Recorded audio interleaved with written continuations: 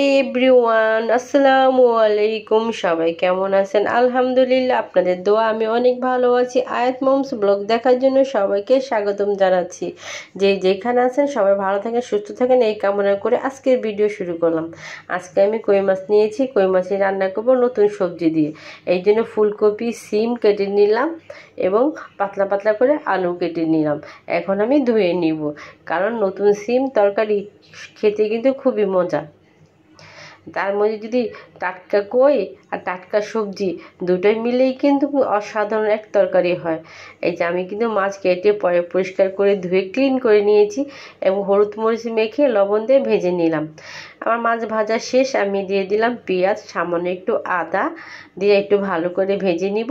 আর এক এক করে সব মশলাটা আমি এখন দিয়ে দিব। লবণ অবশ্যই স্বাদ মতো, হলুদ গুঁড়া, মরিচের গুঁড়া। আমার কিন্তু মশলাটা ভালো করে কষানো হয়ে গেছে, দেখলেই কিন্তু বোঝা যায়, তেলটাই কিন্তু উপরে চলে আসছে। এখন আমি সবজিগুলো দিয়ে দিব।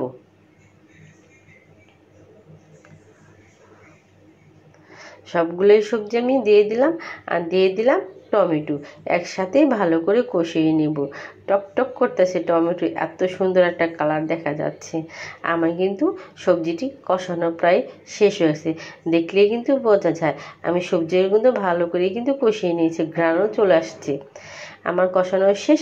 আমি দিয়ে দিলাম পানি, আর কালারটা এত সুন্দর আসছে বলার মতো না। আমি এখন ঢেকে রেখে দিব, কিছুক্ষণ পরে আবার আসবো।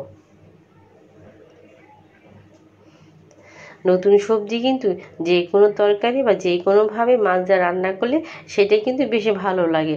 যে নতুন সবজিটা মজাই লাগে মুখে, আলাদা অন্য রকমের। এই যে আমি কিন্তু মাছ দিয়ে দিলাম, যেহেতু আমার সবজিটা হয়ে গেছে, এবং দিয়ে উপরে ছিটিয়ে দিলাম ধনে পাতা। কেমন হলো অবশ্যই কিন্তু কমেন্ট করে জানাবেন। নতুন সবজি দিয়ে কই মাছের ঝোল।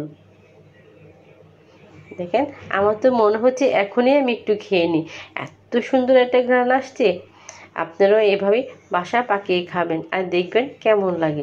সবাইকে অনেক অনেক ধন্যবাদ। আসসালামু আলাইকুম। সবাই আমার ভিডিওটি দেখবেন, আমার পাশে থাকবেন আর আমার জন্য দোয়া করবেন, যাতে আমি এগিয়ে যেতে পারি। আপনাদের ভালোবাসাই আমাদের আশা এবং কামনা।